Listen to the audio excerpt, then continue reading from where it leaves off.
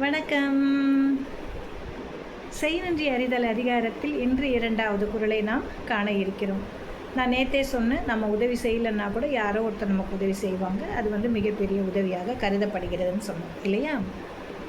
இந்த உதவிங்கிறது எப்போ வேணால் செஞ்சுக்கிட்டே இருக்க தினமாக செய்ய போகிறோம் கிடையாது. காலத்தினால் செய்கிறது. காலத்தினால் செய்த உதவி சிறிதெனினும் ஞாலத்தின் மான பெரிது.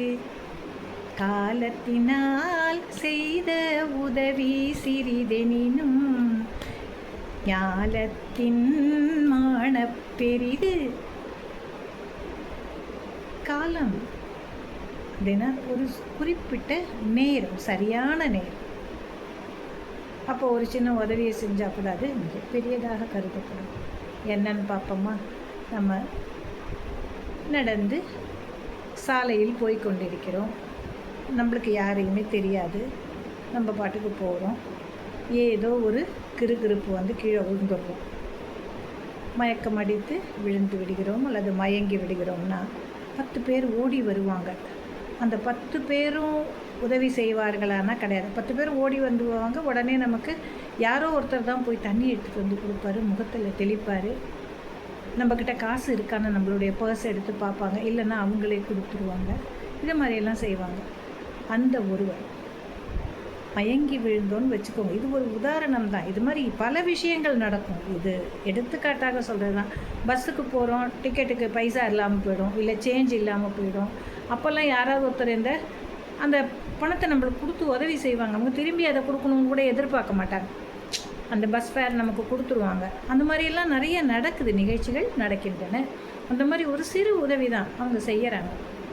என்னோடய வாழ்க்கையிலே நடந்தது. நான் காலேஜுக்கு போகும்போது பஸ்ஸில் பார்த்தா அப்போ 15 பைசா 10 பைசா இருந்து 5 பைசா காணும். தேட முடியல, பஸ்ஸில் ஒரே நெருக்கம். பின்னாலேருந்து யாரோ ஒரு மாணவர் தான் எனக்கு ஒரு 5 பைசாவை கொடுத்து ஒரு டிக்கெட்டை வாங்கினார்.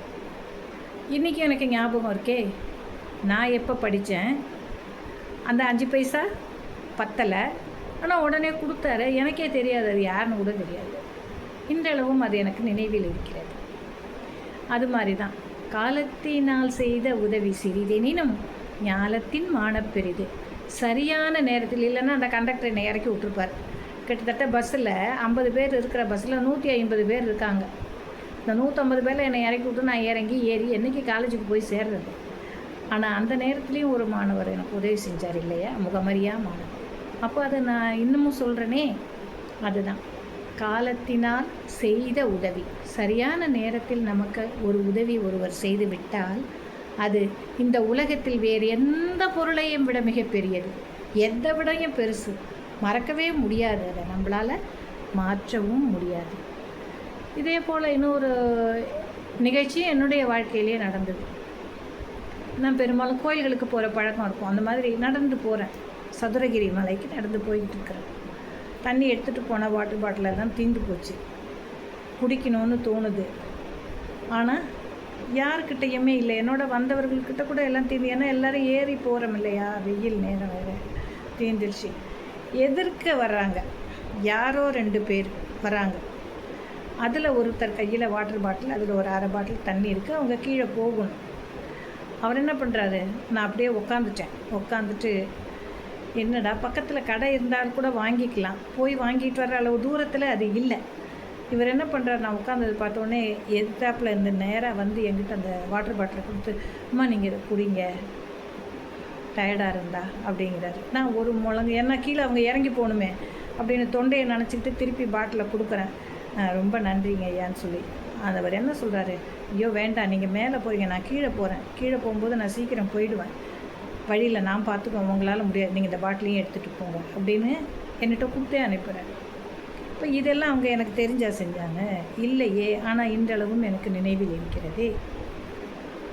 அதுதான் ஞாலத்தின் மானப்பெரிய. உலகில் எவ்வளவு பெரிய விஷயங்கள் இருந்தாலும் அது எல்லாவற்றையும் விட மிகச் சிறந்தது சரியான நேரத்தில் சரியான உதவியை நாம் ஒருவருக்கு செய்வது. அதைத்தான் வள்ளுவம் கூறுகிறது. காலத்தினால் செய்த நன்றி சிறிது எனினும் ஞாலத்தின் மானப்பெரிது. சரியான நேரத்தில் சின்னோண்டு ஒரு உதவி செய்தால் கூட அது இந்த உலகத்தை விடவும் அதனை விடவும் மிக மிகவும் பெரியதாக கருதப்படுகிறது என்கிறது வள்ளுவம். உண்மைதானே? நன்றி.